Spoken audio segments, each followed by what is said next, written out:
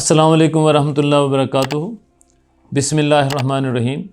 اچھا جی، ہم قرآن مجید کے سمجھنے پر اور سمجھ کر پڑھنے اور سننے پر بات کر رہے تھے، تو آپ کو یہ بات تو اب سمجھ آ ہی گئی ہوگی کہ میں یہ کہنا چاہتا ہوں کہ کیونکہ قرآن مجید اللہ تعالیٰ کی کتاب ہے اور اللہ تعالیٰ کے بندوں کے نام ہے، تو اس لیے یہ آسان کتاب ہے، صرف شوق کی ضرورت ہے، توجہ کی ضرورت ہے اور مسلسل اس کے ساتھ جڑنے کی اور محنت کرنے کی ضرورت ہے۔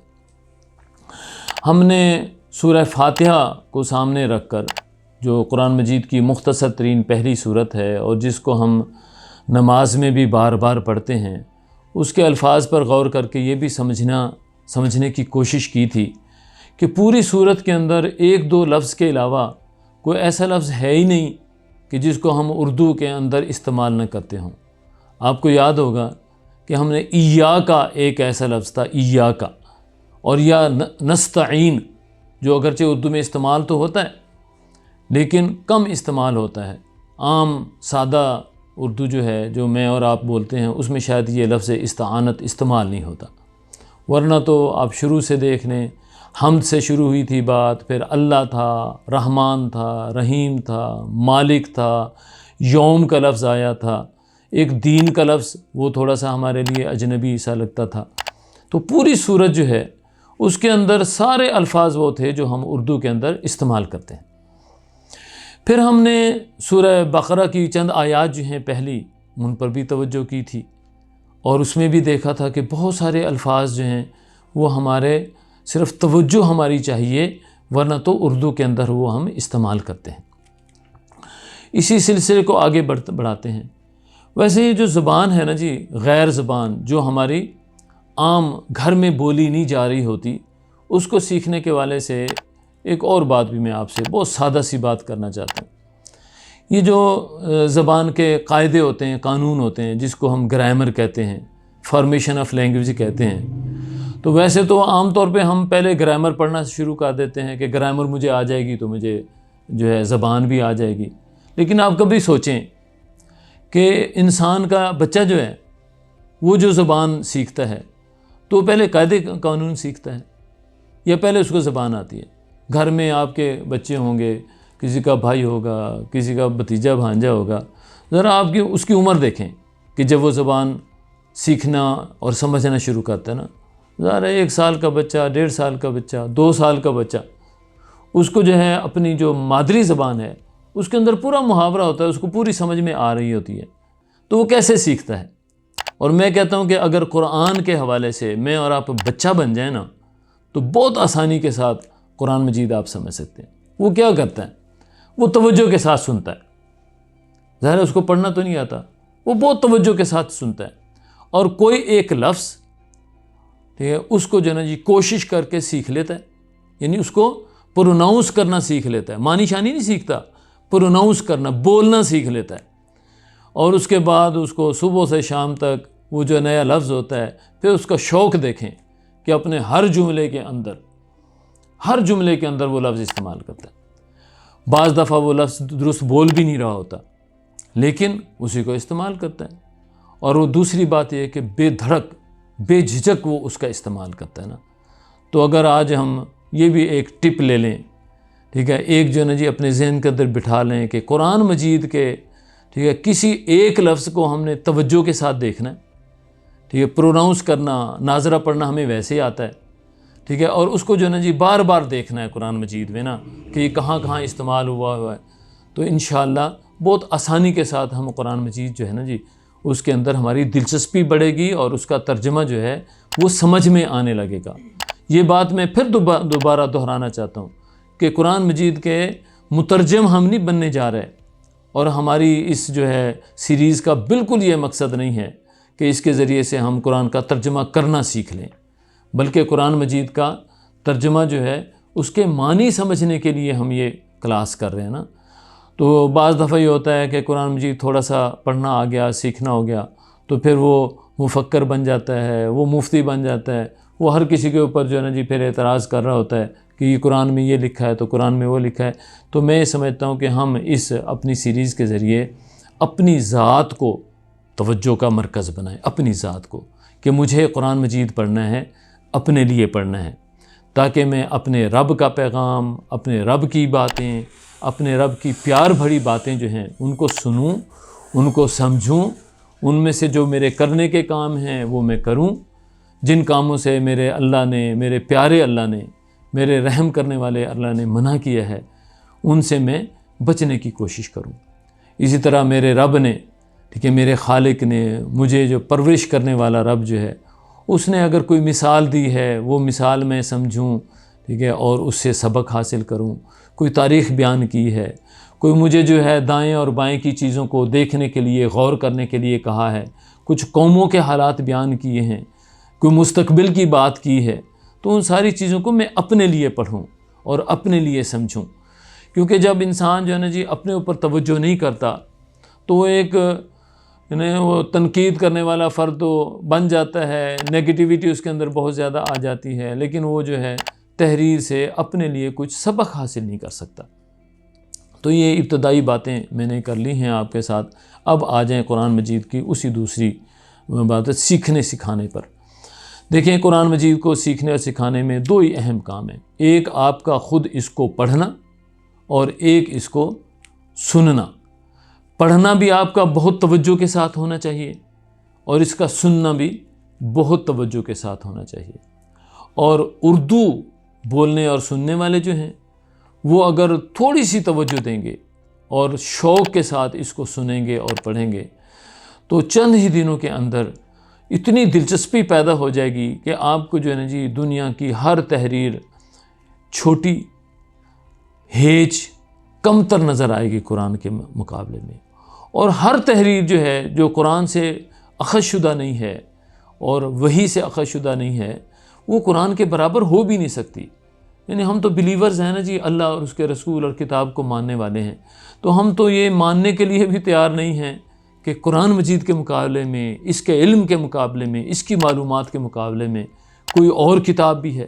باقی تو سارے انسانی مشاہدے ہیں، ٹھیک ہے، انسان نے جو ہے نا جی مسلسل توجہ کر کے، بہت محنت کر کے کچھ مشاہدات اکٹھے کر لیے ہیں، کچھ تجربات اکٹھے کر لیے ہیں، لیکن قرآن مجید جو ہے وہ تو حق بیان کرتا ہے، سچ بیان کرتا ہے، یونیورسل ٹروتھس ہیں۔ ہمیشہ سے جو بات آدم کے زمانے میں درست تھی وہ محمد کے زمانے میں بھی درست ہے صلی اللہ علیہ وسلم، اور جو محمد کے زمانے میں درست ہے یہ قیامت کے آنے تک درست رہے گی، اس کے اندر کوئی تبدیل نہیں ہے۔ کہ اللہ تعالیٰ کی کوئی بات جو ہے نا جی وہ ایسی نہیں ہے کہ جی ہاں جی جس کو زمانہ غلط ثابت کر دے، تجربے سے چیزیں جو ہے نا جی وہ نئی سامنے آ جائیں، اٹل ہیں، ٹھیک ہے، اور درست ہیں اور سچی ہیں اور اس قابل ہیں کہ جی ان کو جو ہے نا جی اپنے دماغ میں بٹھایا جائے، دماغ میں ان کو جگہ دی جائے۔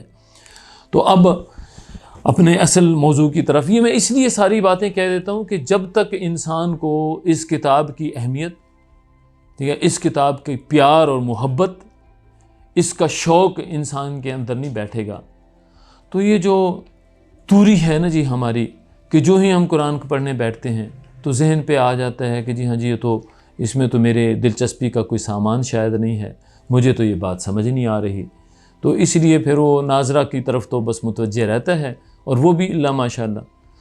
تو ظاہر ہے کہ ناظرہ قرآن جو ہے، ٹھیک ہے، صرف اس کی تلاوت، تو اس پر کیونکہ پڑھا لکھا جدید طبقہ جو ہے اس کو کچھ تحفظات ہیں اور اس میں کچھ باتیں درست بھی ہیں کہ اللہ تعالیٰ کی کتاب کو بندہ پڑھنے بیٹھے اور اس کے معنی سے، ٹھیک ہے، اس کے مفہوم سے، ٹھیک ہے، اس کو دلچسپی نہ ہو یا اس کو سمجھ نہ آ رہا ہو، تو ظاہر ہے لا محالہ یہ سوال جو ہے کسی حد تک درست ہے کہ اس انداز میں قرآن مجید کو پڑھنے کی آخر کیا ضرورت ہے۔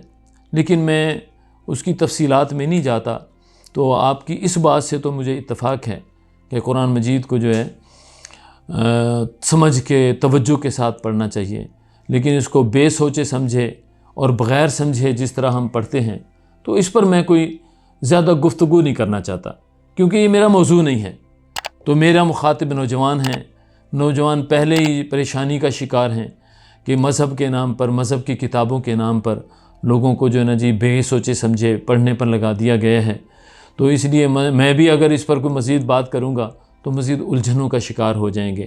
تو اس لیے یہیں تک رہتے ہیں کہ ہماری یہ ضرورت ہے کہ اس کتاب کو پڑھا جائے تو سمجھ کر پڑھا جائے، اس کو سنا جائے تو اس کے مضامین مجھے سمجھ آ رہے ہوں، اس کا پیغام مجھے سمجھ میں آ رہا ہو۔ اچھا، اب ہم آتے ہیں سمجھنے کے عملی طریقے کی طرف۔ ہم نے بات کی تھی کہ قرآن مجید کے الفاظ، ٹھیک ہے، وہ بہت سارے اردو میں استعمال ہوتے ہیں۔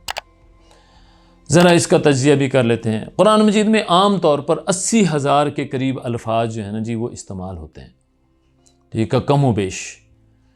تو اگر ان 80,000 الفاظ کو میں ان کی ریپیٹیشن کو ختم کر دوں تو علماء نے، ٹھیک ہے، سمجھدار لوگوں نے اس پر جو کام کیا ہے وہ کہتے ہیں کہ اس سمٹ کر صرف 2,000 بن جاتے ہیں، اور 2,000 الفاظ جو ہیں ان میں سے بھی 500 لفظ ایسے ہیں جو عام سادہ اردو پڑھا لکھا فرد جو ہے وہ اپنی زبان میں ان کو سمجھتا ہے۔ اب اس لحاظ سے دیکھا جائے تو قرآن مجید کے یعنی پورے 2,000 میں سے 500-600 الفاظ جس کو آتے ہوں، ویسے تو کسی زبان کے 500 الفاظ آپ کو آتے ہوں نا تو اچھا بھلا آپ اس زبان کو سمجھ سکتے ہیں۔ آپ دیکھیں جن جگہ پہ ہم رہتے ہیں، انگلش کے الفاظ آپ اکٹھے کریں کہ جتنے الفاظ آپ کو آتے ہیں شاید ان کی تعداد 500 بنتی ہو، لیکن مجھے انگریزی اچھی بھلی جو ہے سمجھ میں آتی ہے، میں سنتا ہوں تو سمجھ میں آتی ہے، پڑھتا ہوں تو سمجھ میں آتی ہے۔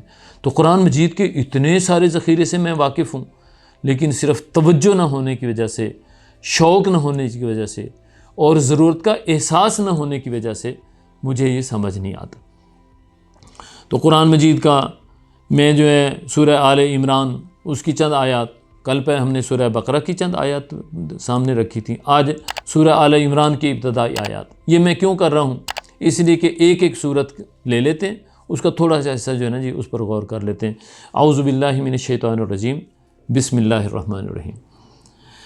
الف لام میم، پہلی صورت میں بھی سورہ بقرہ میں بھی یہ الفاظ تھے الف لام میم، تو یہ حروف ہیں اور ان کے معنی ہم تک نہیں پہنچے، یہ نسل در نسل نبی اکرم صلی اللہ علیہ وسلم کے زمانے سے آج تک ان کے جو ہے معنی، ان کو حروف مقطعات کہتے ہیں، تو ہم ان کو چھوڑ دیتے ہیں۔ اللہ، اس کے بعد لفظ ہے اللہ، اللہ، لا الہ، لا اور الہ، لا جو ہے یہ ایک حرف ہے اور یہ قرآن مجید میں بار بار استعمال ہوگا۔ ہم نے پہلے بھی بات کی تھی کہ یہ ایسے الفاظ جو قرآن مجید میں بار بار استعمال ہوتے ہیں تو ایک دفعہ توجہ کے ساتھ اگر ان کو جو ہے نا جی سن لیا جائے، اپنے دماغ میں اس کا ترجمہ بٹھا لیا جائے، اور کیونکہ وہ بار بار آئیں گے، ریپیٹ ہوں گے، تو بچے کی طرح بار بار کرنے سے وہ جو ہے نا جی چیزیں سیکھ لیتا ہے۔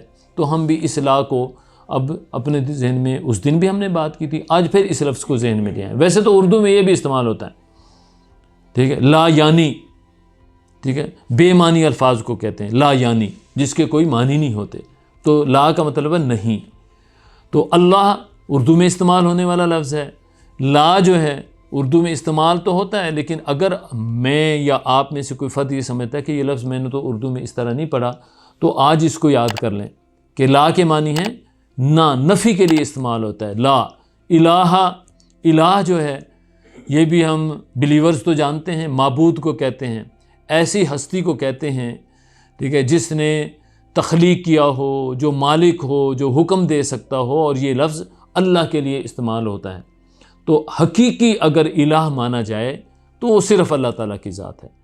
ویسے تو دنیا میں لوگوں نے یعنی عبادت کرنے کے لیے، ٹھیک ہے، مالک کی حیثیت میں، حکم دینے والوں کی حیثیت میں بہت سارے الہ بنائے ہوئے ہیں، ٹھیک ہے، آلہہ، قرآن مجید اس کی جمع بھی استعمال کرتا ہے، ڈھیر سارے بنائے ہوئے ہیں، کوئی اس کو تو کوئی اس کو تو کوئی اس کو مانتا ہے، ٹھیک ہے، انسانوں کو بھی اس میں شامل کیا ہوا ہے لوگوں نے، جنوں کو اس میں استعمال کیا ہوا ہے، ملائکہ کے لوگ جو ہے نا جی یہ الوہیت کے اندر الہ ہونے میں شریک سمجھتے ہیں، لیکن حقیقت میں اگر دیکھا جائے تو الہ جو ہے وہ صرف اللہ تعالیٰ کی ذات ہے۔ اور یہی بات ان تین الفاظ میں دیکھیں، اللہ، اللہ، لا الہ، نہیں کوئی معبود، الا، مگر۔ اچھا، الا تو اردو میں استعمال ہوتا ہے، مگر، بٹ، ہوا، یہ ہوا جو ہا یہ چھوٹی ہے جس کو ہم کہتے ہیں اور آگے واو ہو، تو یہ جو ہے نا قرآن مجید میں بار بار استعمال ہوگا، اس کو بھی سمجھ لیں۔ ہو کا اگر اردو میں متبادل میں کہوں تو وہ ہستی، وہ بندہ، ٹھیک ہے، جو جانداروں کے لیے عام طور پہ استعمال ہوتا ہے ہو۔ تو انگلش کو، کیونکہ انگلش بھی ہمارے محاورے میں آج کل استعمال ہوتی ہے، ہم ظاہر ہے کافی سارا سمجھتے ہیں، تو ہی، ہی اس کا متبادل ہے۔ تو اب یہ آیت جو ہے الفاظ اس کے اندر 5 ہیں، لیکن اس پہ تھوڑا سا توجہ آپ کریں، بہت جو ہے نا جی شوق کے ساتھ اس کو دوبارہ دہرائیں۔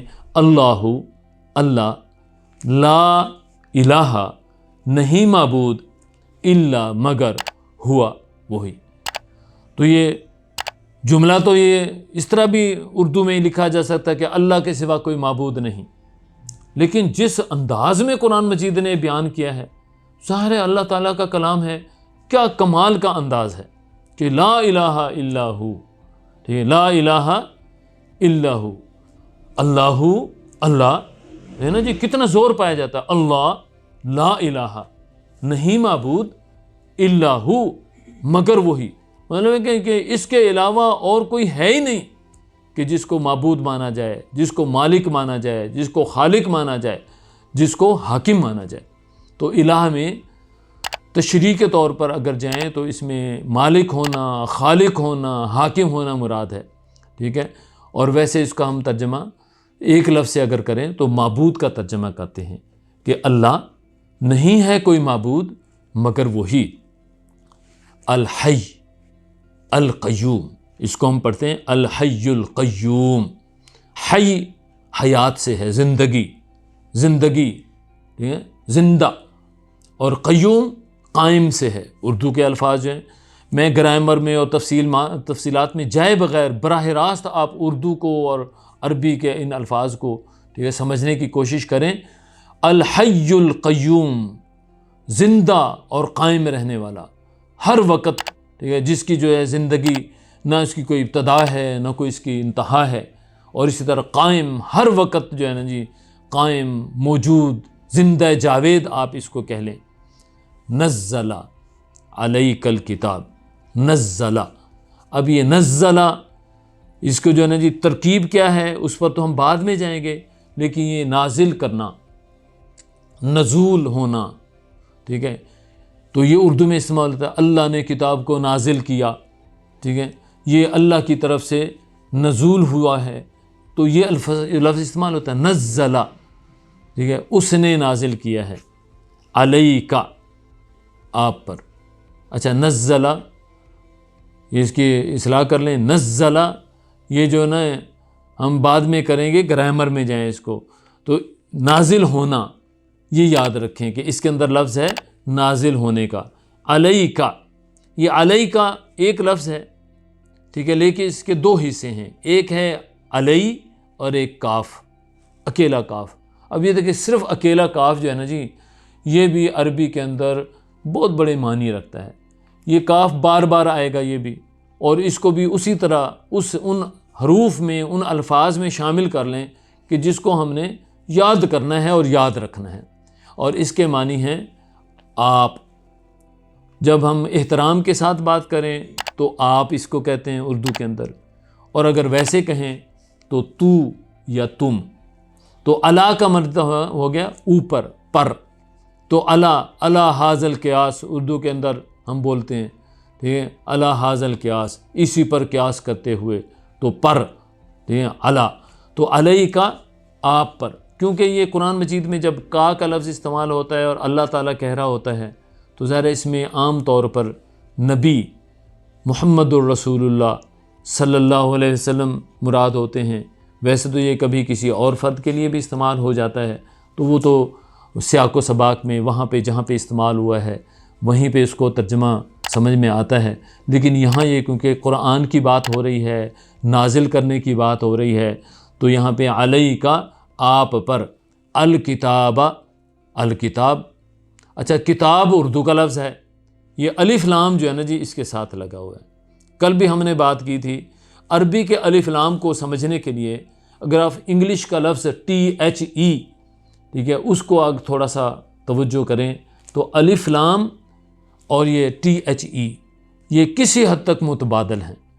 تو جس طرح THE لگا کے چیز کو خاص کر لیتے ہیں، تو یہاں اس الف لام لگانے سے کتاب کے ساتھ الکتاب لگانے سے خاص کتاب مراد ہے. دا بک اس کو جس طرح کہہ دیتے نا کہ نازل کی آپ پر دا بک، تو دا بک جب کہیں گے تو ظاہر ہے اس کو پس منظر میں آپ دیکھیں گے تو یہ قرآن مجید مراد ہے یہاں پہ نا بالحق. اب حق کا لفظ، حق اور سچ اردو کا لفظ ہے، حق سچا صحیح. اور یہ بے جو ہے نا، ویسے یہ بے بھی اردو میں استعمال ہوتا ہے اور بہت کثرت کے ساتھ استعمال ہوتا ہے، اور اس کے معنی ہوتے ہیں ودھ، TWITH ودھ، ساتھ، سین الف تے اور ہے ساتھ. ٹھیک ہے، تو بالحق کی حق کے ساتھ نازل کی ہے ہم نے یہ کتاب آپ پر حق کے ساتھ. مصدق، تو مصدق اس ترتیب میں تو عربی اردو میں آپ استعمال نہیں کرتے، لیکن لفظ صدق، لفظ تصدیق، ٹھیک ہے، یہ تو استعمال کرتے ہیں. تصدیق کرا لیجیے، اٹیسٹیشن کو کہتے ہیں. تو مصدق تصدیق کرنے والی. ٹھیک ہے، اور یہ دو زبر، اچھا یہ دو زبر بھی بڑے اہم ہیں. آپ جو ہے نا جی اس کو ذہن میں بٹھا لیں. قرآن مجید میں جہاں کہیں دو زبر آئیں، جہاں کہیں دو زیر آئیں، جہاں کہیں دو پیش آئیں، جس کو تنوین کہتے ہیں، تو یہ اسم ہوتا ہے، یہ نام ہوتا ہے. ٹھیک ہے، اس کو جو ہے نا جی جہاں کہیں بھی آپ قرآن مجید میں دیکھیں گے تو اس کے ترجمہ کرنے کے لیے کوئی بہت زیادہ آپ کو مشقت کی ضرورت نہیں ہے. وہ ایک لفظ ہے، ایک نام ہے. ٹھیک ہے، وہ کیونکہ عربی میں ہے، ہو سکتا ہے کہ یہ آپ اس کے معنی نہ جانتے ہوں، لیکن زیادہ تر نام جو ہیں ان کے معنی جو ہیں، قرآن مجید میں جو نام ہیں ان کے زیادہ تر کے معنی اردو پڑھنے لکھنے والوں کو معلوم ہوتے ہیں. تو مصدقاً تصدیق کرنے والی. ذرا تفصیل میں ہم بعد میں جائیں گے، ابھی ہم وہیں تک ہی رہتے ہیں کہ کتنے مانوس الفاظ ہیں قرآن مجید کے نا. سچا کہنے والی، ٹھیک ہے، ٹیسٹیفائی کرنے والی، ویریفائی کرنے والی.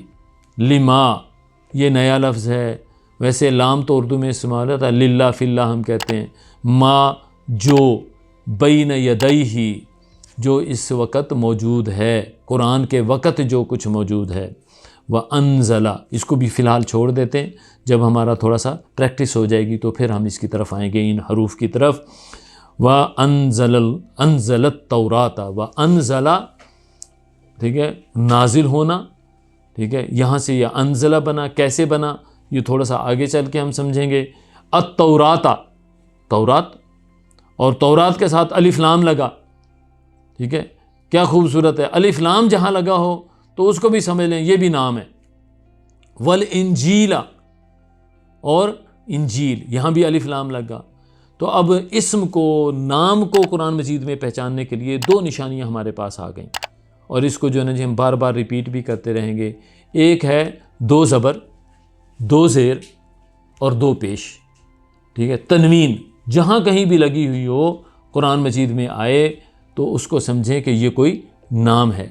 کوئی خاص نام ہوگا، کوئی عام نام ہوگا، لیکن یہ ہے کیا؟ یہ نام ہے. اور دوسرا آ گیا الف لام. یہ الف لام کیا ہے؟ الف لام اسی تنوین والا جو نام ہے اس کو خاص بنانے کے لیے استعمال کیا جاتا ہے. تو ناموں کی پہچان ایک دفعہ ہم نے کر لی ہے، قرآن مجید میں بار بار آتے رہیں گے، میں انشاءاللہ اس پر توجہ بھی دلاتا رہوں گا. تو تورات، انجیل، میں اور آپ جانتے ہیں اللہ تعالیٰ کی طرف سے جو کتابیں نازل ہوئی ہیں، جن کا ہر نبی کے پاس کچھ نہ کچھ جو ہے نا جی صحیفہ، کتاب، ٹھیک ہے، نازل ہوا، احکامات آئے. لیکن یہاں دو بڑی کتابوں کا جس کا قرآن میں ذکر بھی آیا، یہ تو ہم سارے جانتے ہیں نا جی. 4 کتابوں کے نام تو بچپن میں یاد کرائے جاتے ہیں. تورات، انجیل ہے، ٹھیک ہے، قرآن مجید ہے اور زبور ہے. تو ان 4 کتابوں میں سے 2 کے نام ہیں یہاں، تورات اور انجیل. من قبل، من یہ اردو میں شاید ہم سمجھ نہیں آتے، ویسے پہلے بھی آیا ہے من حیث القوم، لیکن اس کو نیا لفظ سمجھ لیں. لیکن یہ قرآن میں بار بار استعمال ہوگا. من قبل، قبل پہلے، کسی ایک سے پہلے، ٹھیک ہے، قبل عشاء ہم کہتے ہیں، ٹھیک ہے، تو قبل اس کے کہ یوں ہو جائے، تو قبل پہلے، بیفور. اس کے بعد ہے ہدن. ہدن کل بھی ہم نے پڑھا تھا، ہدن کا مطلب ہے ہدایت، ٹھیک ہے. للناس، تو للناس یہ لام یہاں ایک اضافی لگایا، اس کے معنی ہے کے لیے، لیکن الناس جو ہے نا جی، الناس لوگ، یہ بھی اردو کا لفظ ہے، عوام الناس، تو للناس لوگوں کے لیے، ٹھیک ہے. الناس اردو کا لفظ ہے اور لام لگا کے للناس لوگوں کے لیے. تو اللہ تعالیٰ مفہوم کی طرف میں ابھی نہیں جا رہا، الفاظ سے مانوس ہو جائیں تو مفہوم سمجھ میں آنا شروع ہو جائے گا خود بخود نا. ہدن ہدایت، للناس لوگوں کے لیے. وانزلہ، پھر وہ انزلہ نازل ہونا، ٹھیک ہے. الفرقان، یہ فرقان الف لام کیوں کہ لگ گیا، تو سمجھنے کہ یہ بھی کوئی نام ہے، ٹھیک ہے. یہ صفت والا نام ہے نا، جس کے اندر جو ہے کوئی ایک ہوتے ہیں نا خاص نام ہوتے ہیں، کچھ عام نام ہوتے ہیں، کچھ صفاتی نام ہوتے ہیں جس کے اندر کوئی تعریف ہوتی ہے. تو یہ فرقان جو ہے یہ فرق سے نکلا ہوا لفظ ہے. فرق کس کو کہتے ہیں؟ ٹھیک ہے، ایک فرق ہے جی، چھوٹے اور بڑے میں فرق، ٹھیک ہے نا، چھوٹا اور بڑا فرق ہوتا ہے نا جی. تو اس فرق کو یہیں سے لفظ نکلا فرقان، اور یہ اللہ تعالیٰ نے قرآن کا نام رکھا ہے. فرقان ہے فرق کرنے والا، ٹھیک ہے. اس کو ایک اور اس کے معنی استعمال ہوتے ہیں جو بتا دے کہ جی ہاں جی صحیح کیا ہے اور غلط کیا ہے. اس کا ایک ترجمہ کرتے ہیں کسوٹی.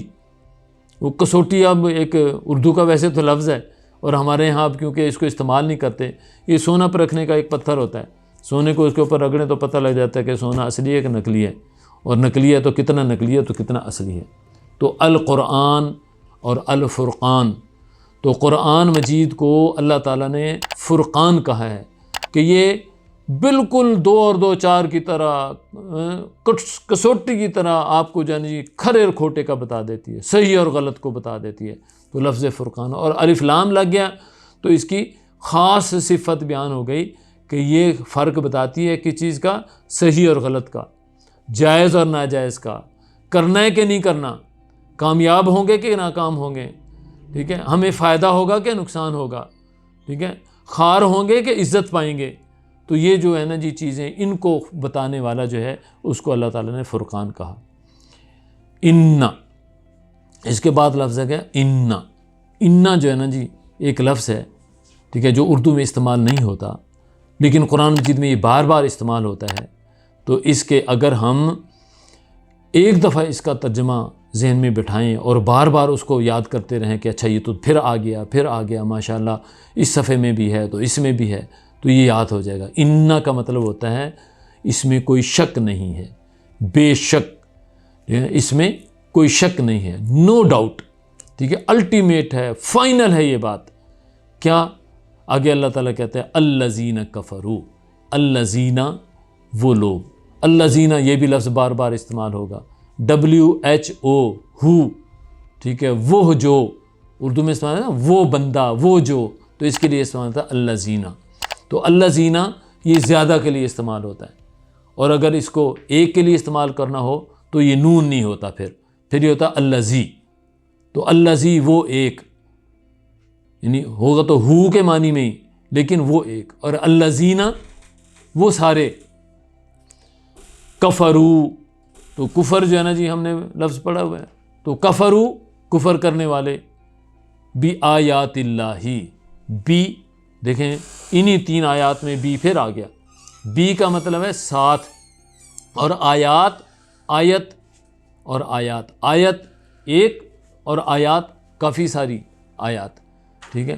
تو آیت کا ترجمہ آپ ذہن میں لے آئیں، ٹھیک ہے. آیت جو ہے نا جی جملے کو بھی کہتے ہیں، قرآن مجید کا مکمل جملہ جو ہے نا جی اس کو ہم بولتے ہیں. قرآن مجید میں اتنی آیات ہیں، 6666 آیات ہیں، کسی نے 6200 کچھ گنی ہیں.